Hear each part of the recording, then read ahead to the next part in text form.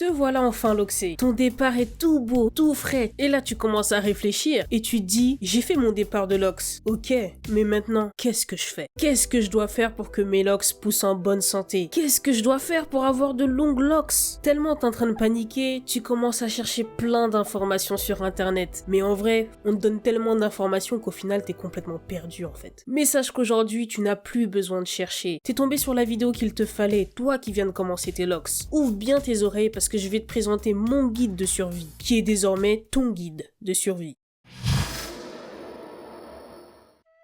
Le guide de survie se fera en 2 étapes. Dans cette première vidéo, je vais te dire toutes les règles à suivre pour avoir des locks bien canons et en bonne santé. Et dans la seconde vidéo qui sortira dimanche prochain, je vais t'aider à composer ta propre routine locks. Avant de commencer, n'oublie pas de t'abonner et d'activer la cloche pour ne rater aucune de mes nouvelles vidéos. Et ce qui serait cool également, c'est que tu me fasses des petites critiques tant positives que négatives sur mon contenu, parce qu'en ce moment, j'essaye vraiment de m'améliorer et j'aimerais vraiment que tu me dises ce que t'en penses.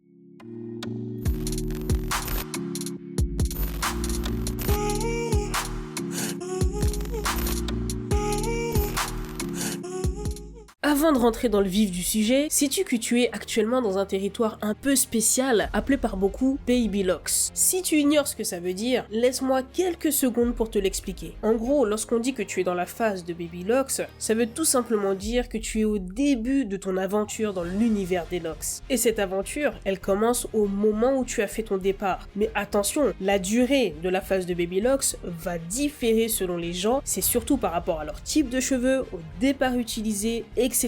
Du coup, cette phase, elle peut durer entre 3 à 6 mois, mais ça peut être plus pour certaines personnes et moins pour d'autres. Peu importe ce que je vais te dire dans cette vidéo, retiens que la patience sera ta meilleure amie tout au long de ton parcours. Maintenant que je t'ai fait un topo sur la situation, on est parti pour cette aventure et je vais donc te donner les différentes règles à suivre.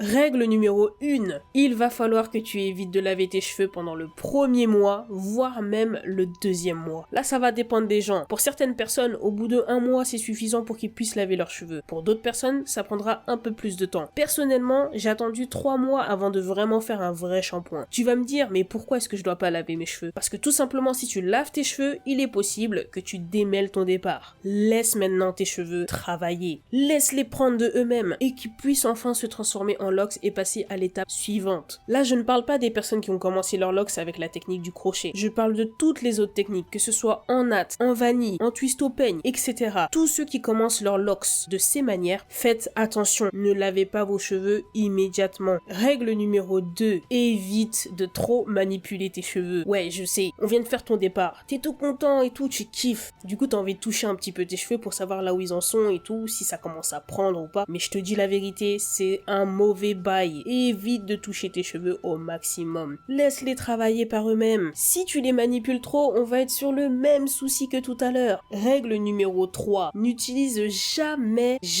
au grand jamais tes ongles pour gratter ton cuir chevelu. Je sais que des fois quand ça gratte et que tu mets tes ongles, ça te fait du bien. Mais le problème, c'est que si tu grattes tes cheveux avec tes ongles, tu vas endommager ton cuir chevelu, tu vas même l'irriter. Donc la solution, ce sera plutôt d'utiliser le bout de tes doigts pour pouvoir gratter ton cuir chevelu. Après, juste gratter avec le bout des doigts, ton cuir chevelu ne suffira pas à soulager les démangeaisons. Tu peux éventuellement utiliser un spray hydratant. Personnellement, lorsque j'avais commencé mes locks, j'avais utilisé un spray hydratant de la marque Thalia Wajid qui me permettait en fait à la fois de réduire drastiquement mes démangeaisons, mais également à réduire les pellicules. Donc ce produit, tu peux le trouver dans une boutique afro éventuellement, ou sinon tu pourras le trouver sur internet. Je te mettrai un lien en barre d'infos si jamais tu as envie de te le procurer. L'autre solution maintenant pour tes démangeaisons, tu peux éventuellement te faire ton propre mélange. Pour ça, tu auras juste besoin d'un vaporisateur. Dedans, tu vas ajouter de l'eau et du tea tree. Du coup, tu mélanges les deux dans ton vapeau et tu pulvérises sur la totalité de ta tête. Mais fais gaffe, ne mouille pas tes cheveux, humidifie-les légèrement. Et ensuite, tu vas venir masser ton cuir chevelu pour bien faire pénétrer le breuvage que tu as créé. Règle numéro 4. Lorsque tu vas commencer à faire des shampoings, il va falloir que tu protèges ton départ au maximum. La technique que tu peux éventuellement utiliser, c'est celle de mettre un bonnet à perruque. Ouais,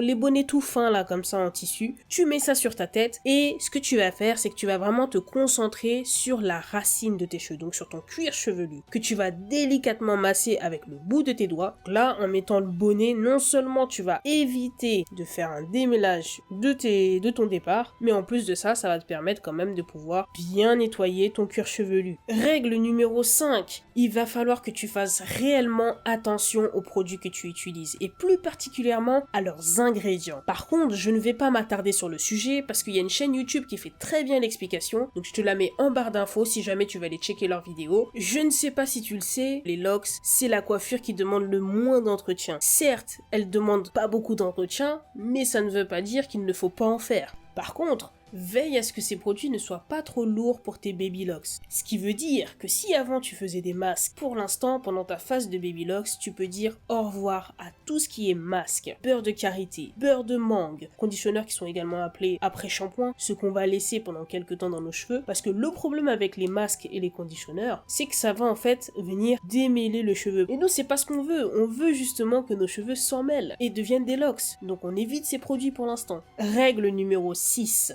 Sache que l'utilisation des huiles n'est pas obligatoire, mais ça peut vraiment être un game changer. Par contre, sachant que là, tu es vraiment au tout début de tes locks, je te déconseille d'utiliser des huiles trop lourdes et de privilégier du coup à la place des huiles plus légères comme par exemple l'huile de jojoba, l'huile d'amande douce ou de romarin. Le problème en fait avec les huiles qui sont trop lourdes, c'est que non seulement ça va venir alourdir tes locks, enfin tes baby locks du coup, mais l'autre souci c'est qu'il faut que tu saches qu'en fait, plus tu vas mettre des produits sur tes locks et plus tu as des risques d'accumulation. Certes, il est facile de faire rentrer des produits dans nos locks, mais crois-moi que les faire sortir, ce sera beaucoup plus difficile. Règle numéro 7.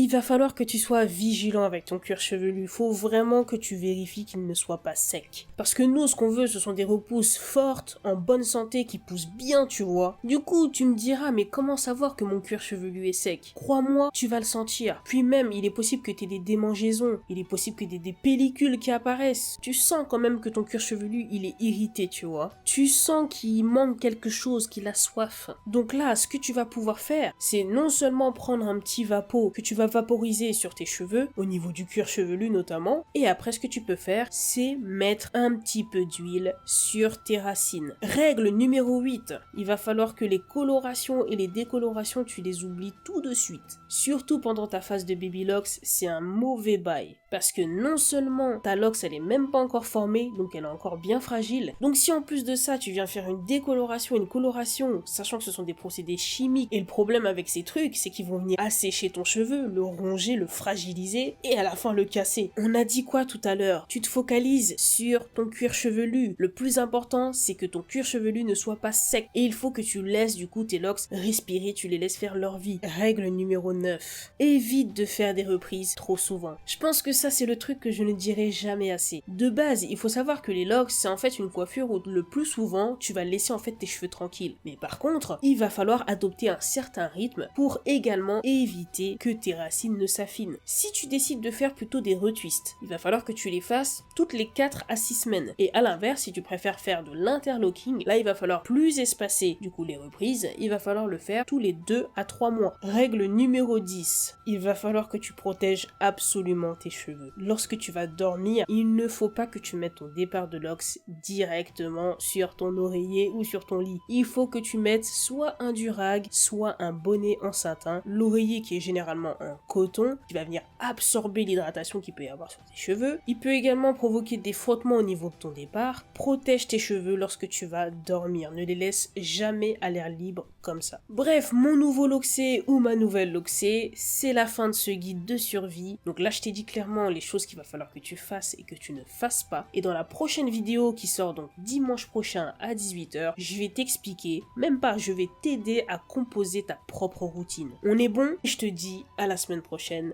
Ciao.